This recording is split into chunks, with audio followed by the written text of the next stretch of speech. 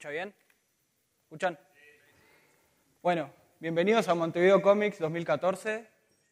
Welcome to Montevideo Comic 2014. I come to speak about heroes, and there are related talks. Yesterday they talked about the power of Unix, and it's up to us to make use of the powers. Chris talked about something that I don't remember, but it was a very good talk. And I'm going to give you... Well, it won't work if I don't turn it on. This is a legal disclaimer. As we live in a rotten world today, I'm going to break a lot of intellectual property rights. I think that even when the music at the beginning, I could be sued for that. I'm going to show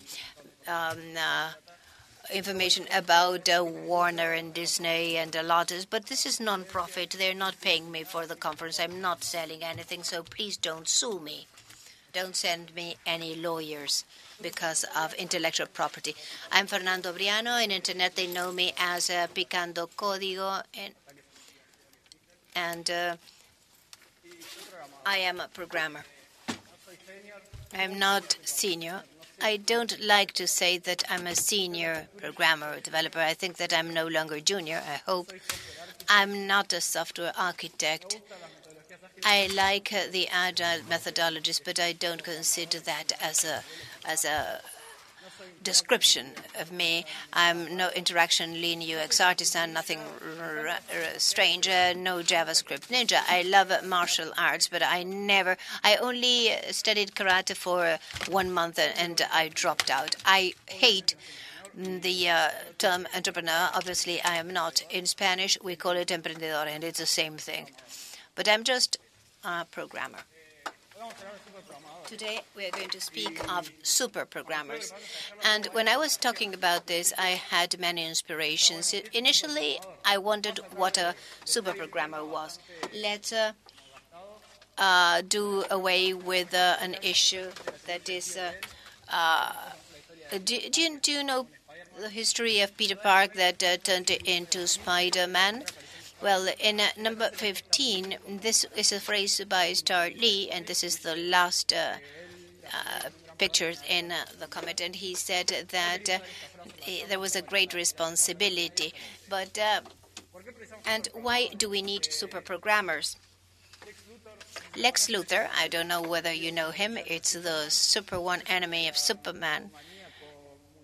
He's a businessman, multimillionaire, and does a lot of good things, like donating millions to charity, but we all know that is evil. That in the end, he wants to kill Superman because he's jealous, he's envious, and he wants more power. Now that Spider 2 has come out, Electro is a guy that's a super villain too, and the problem that he has is his huge inferiority complex. So he's a super villain because he went crazy and he has a lot of power, and with his inferiority complex, he uses that, his powers against that. Now, comics are fantasy, but the problem of supervillains are really human problems. Humans that use whatever they have to do evil. This is a race of ETs that can turn into, from a cow to Captain America. They are the we have the people that are among us that pretend to be honest and want to sell us things that are just useless, impersonators. And if we let them be supervillains and if we let them win, we are going to live in a world where corporations and governments will control us, and we will be afraid of them, when it should be the other way around. They should be afraid of us because it's people that should have the power and not corporations that want the power to have more money and more power. If you want to know what we do with business as usual, what will happen with business as usual, I hope that you've read this book by George Orwell, 1984, that shows a society, a totalitarian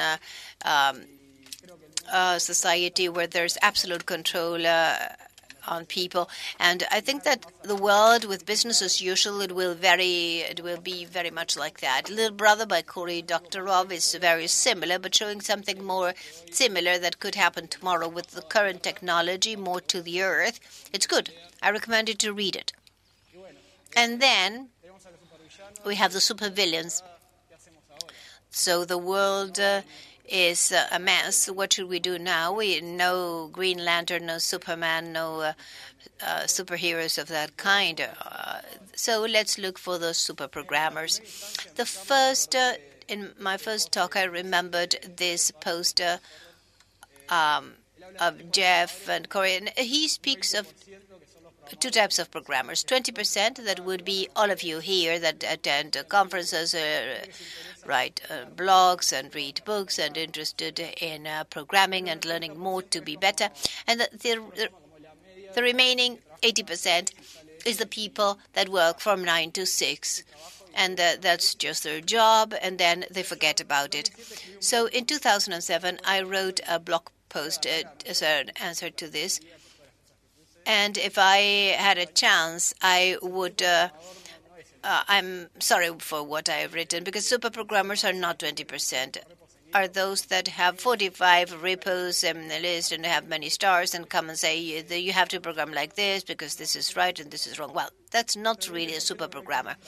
In that 20%, there's a fraction of people that transmit passion for programming and the people who teach. And it's the sort of people that try to establish a bridge between that 80 and 20%. Although I hate comparisons, well, we have to write about something in blog. Just an example to illustrate what I'm saying. I'm going to use comics.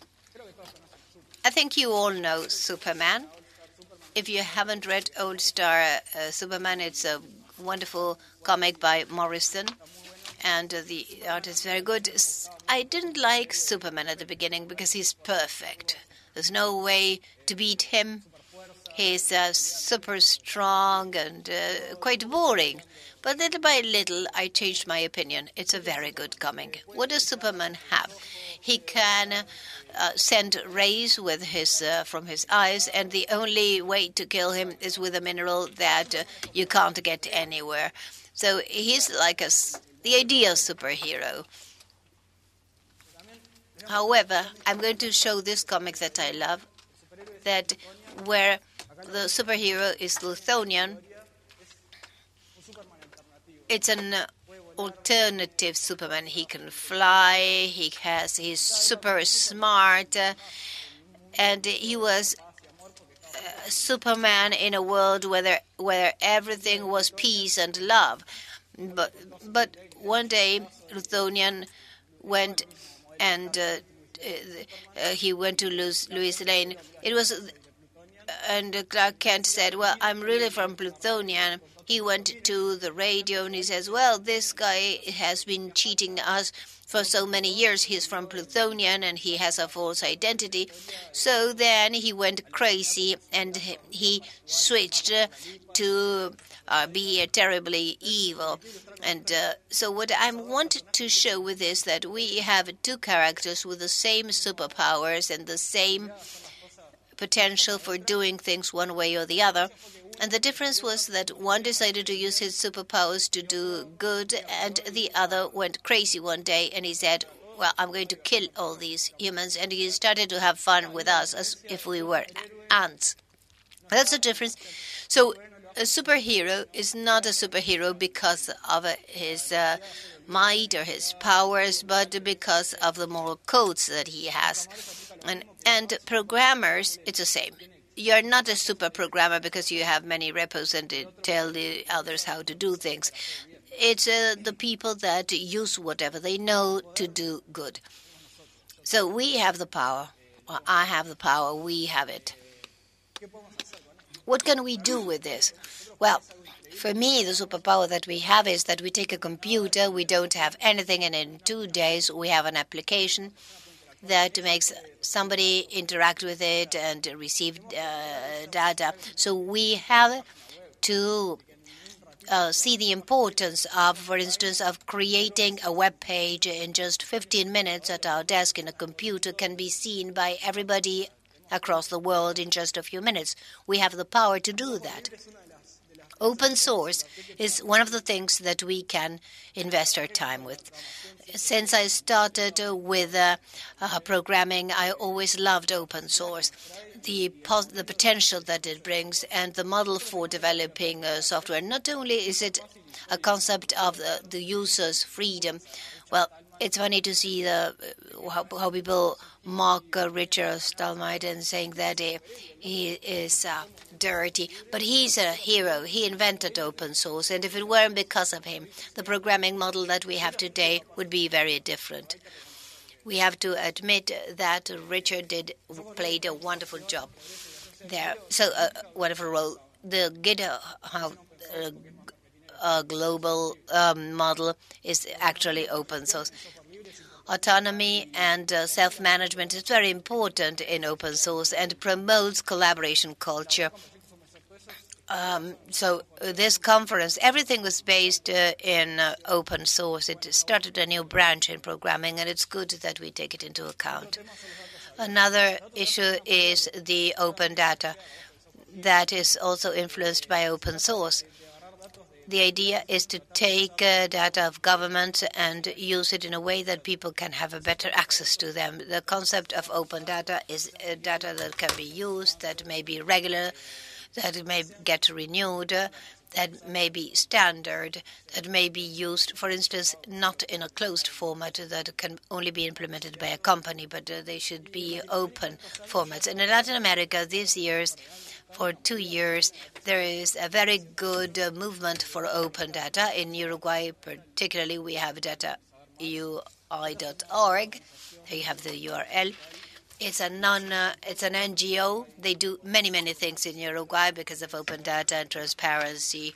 They try to work with people and to democratize the information so that they may have more possibilities to interact with the governments. That is, to engage the people in an easy way, not that they have to go and fill in a form to deliver to the city hall. So, Que Sabes is a portal that makes it easy to have access to information. There's a law in Uruguay, the Right to Access Act. They have the obligation to give me the information. It's an easy way to ask for it, and you can monitor each request to see what's happening.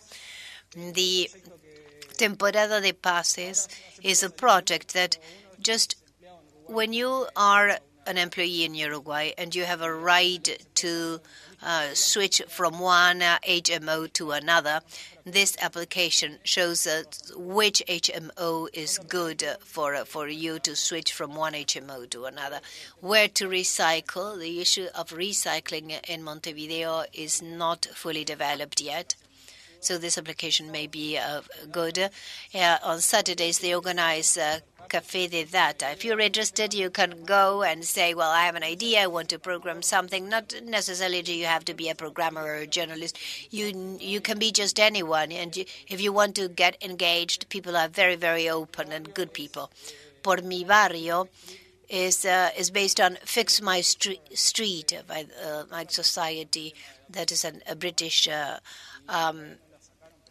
organization. They're working at that. And here I put the pictures of the superheroes of GABA is there. They're always ready to receive people who want to get engaged. So please get to meet them and go to visit to work with them. Last year they organized a conference Abre Latam with open source. It's one single. There are no speakers or audience. Everybody's the same. And unfortunately I couldn't attend the 2 days, but the time I spent there, I loved it. This year, there you have the URL. This year they are holding it in Mexico from October the 1st to the 3rd. So if you can go, I invite you to start getting involved with this because it's a very good movement. If you can go, please do, because it's really worth it.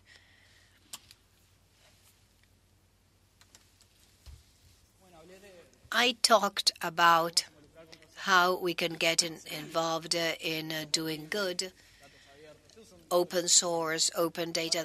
Those are a couple of things. Now, what happens at the office? Because everything is beautiful. If you say, well, if I'm free after my work, I'll be a superhero because I work at this or that. But at the office, we can actually do things.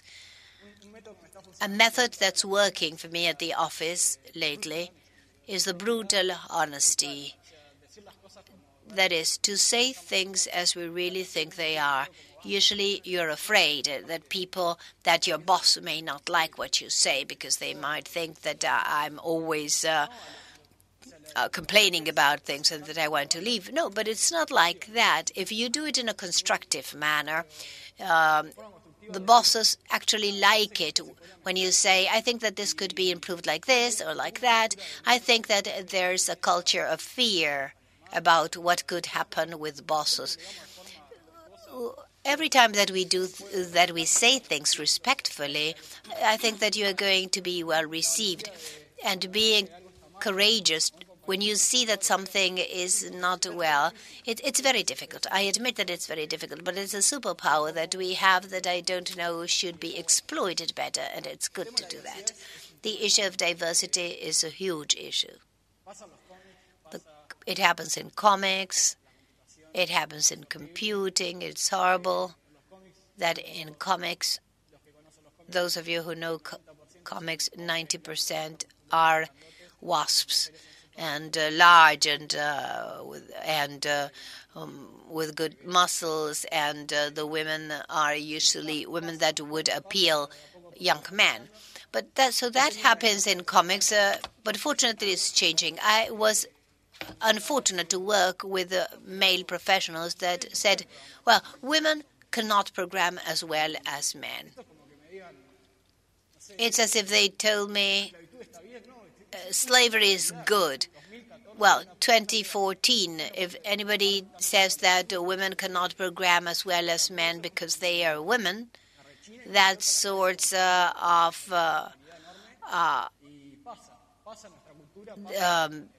makes me very angry but it happens. It happens in our companies, and we are responsible for attacking it. Es un problema social enorme, viene de hace muchísimo. We won't change it overnight. It's a very old problem, but all of us could do our best and contribute. If you see that someone is not respecting a woman, then you should react about this. I'm fortunate enough to work with women that are excellent professionals, and never would I think, no, she's not going to program as well as I do because I'm a man and she's a woman. That's terrible. But unbelievably, it still exists today in Uruguay, so we have to put an end to that. Now, speaking of women and programming, this is a picture of Race Girls that was done on Wednesday and Thursday. An applause for them. The people of Race Girls that came from Brazil, the girls there. I was, for a while, listening to their projects, and it's incredible to see people that had never touched any codes and that were very motivated because in a day and a half they developed a Rails application. And maybe for us it's Rails, but somebody that comes from a world that has nothing to do, and working with people and with coaches and with people saying, let's do this so they can share our passion for programming and trying to share it. For me, that's wonderful. So good for the Race Girls and good for the group. Now, let's go on with comics. So I was telling you about the women in the superheroes are very voluptuous and sexy, and that is what's the objective. But fortunately, things are changing now. And this comic, this is Miss Marvel. And she's called Kamala Khan. She's Muslim. She's from Pakistan, and she lives in the United States. Of course, we all know that in the United States, since 2001, any person from Middle East is considered a terrorist. That was the mindset that was imposed on society. So that is another issue that we have to try and eliminate. I mean, discrimination, religious or whatever kind of discrimination. This is an adolescent. She's from Pakistan and she lives in the United States. And she tells us about the discrimination she suffers from every day. So it's interesting to have a comic in 2014 where you have the heroine. She is no sexual object to attract 16-year-olds to buy this comic and say, wow, isn't that cool? But this is to have give people a representation to people who didn't feel identified with the previous comic strips.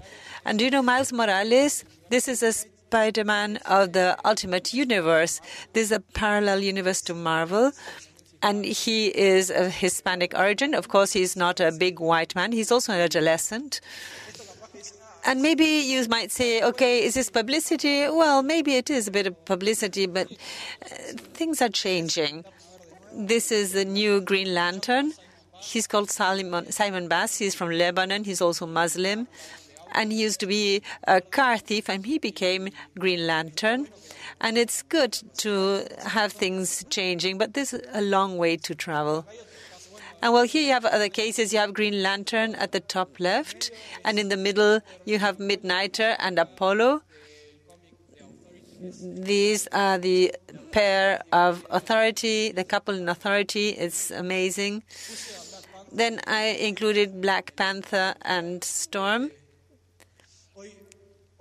And today, nobody would see anything odd in that picture, but not too long ago, Black Panther was the first Afro-descendant superhero, because this was quite a revolution. All the superheroes used to be white until they passed. But we have traveled a long way, and now this appears to be normal. But when you see a cover page like Astonishing X-Men, and this is a couple of homosexuals, and said, oh, everybody's changing things. But diversity is a reality. This is not being just invented to make a reality. Of course, these covers are designed to sell. Say, well, these are designed to sell, of course, but we will overcome this situation when this is no longer news. When Miss Marvel appeared for the first time, well, this is her superheroine uniform. Well, the first time this is out in the headlines, but this shouldn't be out in the headlines. This is something that we live every single day. Diversity is part of our daily lives, but we are still full of prejudices and fears. But as superheroes, we are responsible to make things possible so that we bring about changes. So the important thing is equality. There are a lot of advantages in having a diverse team. Many studies have demonstrated that diverse teams yield better results in all the fields of activity. The important thing is to give opportunities to all. We shouldn't discriminate against people just because they are different, whatever this is. And I think an important message is to say, well, this is a responsibility of all of us. We won't be able to solve this tomorrow, but we should all make our effort to contribute to solving this for once and for all. And let us speak more about comic strips.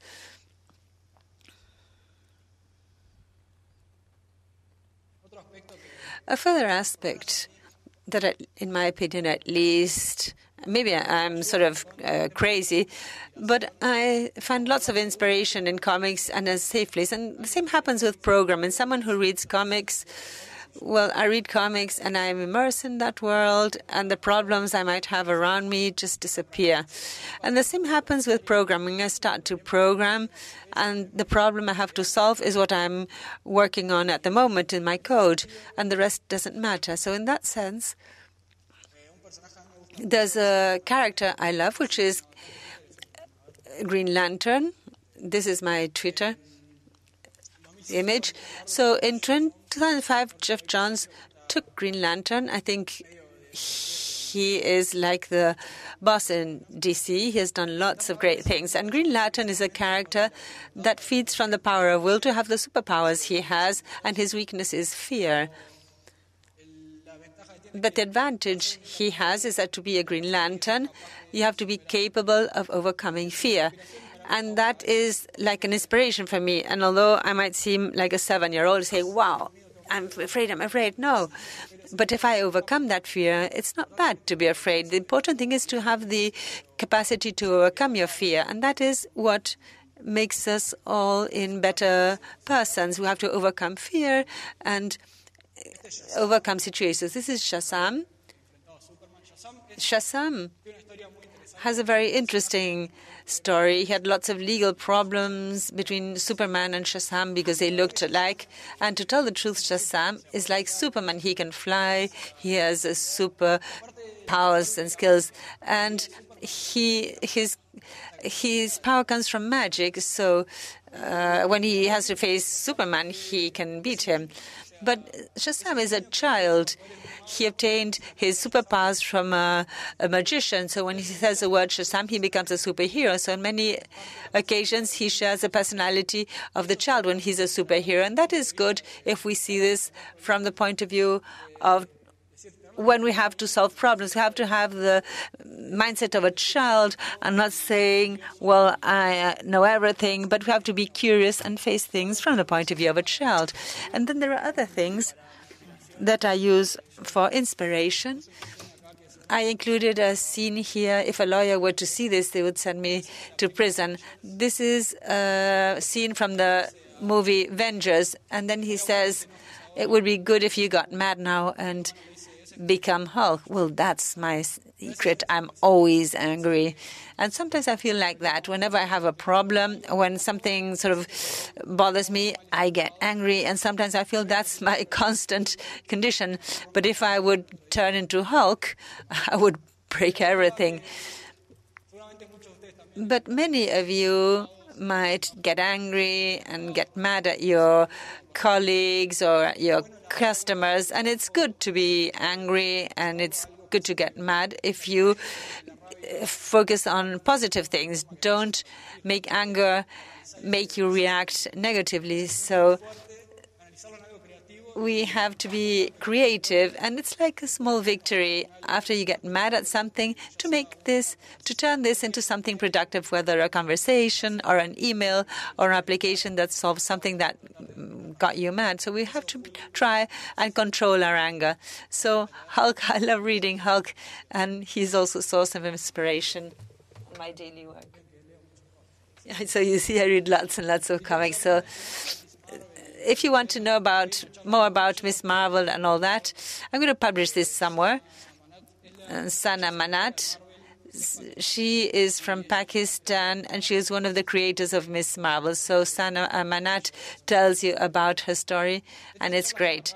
This is quite an odd talk, but the message is similar to my presentation. He says how superheroes are not Spider-Man and all those people, but common people who become superheroes because of the way they act. This is an interesting community, multiverseros.com. It's from Montevideo and from many parts of the world and contains lots of information and comics in Spanish, movies and series. Now look at the real world. I'll publish the link where I got the picture from so I won't be sued. In the real world, good doesn't always win. And we know this happens every day. This is difficult. And I don't know if we will be able to change the world. I don't know if I would change the world with my talk. But what happens if we don't make the effort? Well, maybe tomorrow when we're no longer here, how will people remember us? What side of the story do you want to be in? So that is a message I want to leave so you can have some inspiration. You have to think, well, I can contribute to changing things. And then I want to highlight something else. Although we have speakers here and people come to the conference, we're all the same. The fact that I'm standing up here doesn't make me better. I don't know more than anyone else. I'm not smarter. I don't do things better necessarily. I came in 2010 to RubyConf Uruguay for the first time, and 4 years later I'm standing up here. But tomorrow, any of you could be standing here. So you can say, I'm speaking about comics and superheroes. You can speak about anything if you want. So the important thing is that you enjoy what you do. I don't know how to convey the message that I love programming. It fills me with passion, but you have to enjoy things in your own way. It is important. The real-life heroes, yesterday we spoke about Luis Lavena. There are lots and lots of superheroes here, people who organize conferences, people who make you travel on a journey and take a picture such as that and have a cool picture to show at a conference. So all these people are great, people who argue with us, people who inspire us to become better persons, people who teach us things at work. So we have to value these people as the real-life superheroes, our friends, all the people who are involved in these conferences. You have superheroes that come up year after year. People feel inspired by the people who come here, and we are more and more every year. And finally, I want to dedicate this talk to Jim, who was here last year, and he's a real superhero.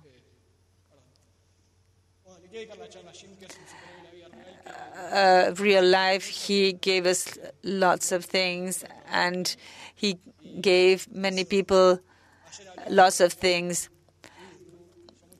People said, well, what would Luis do? I think often, what would Jim do when we have a difficult problem? So I wanted to mention him. This is a tribute to him, too. So thank you very much.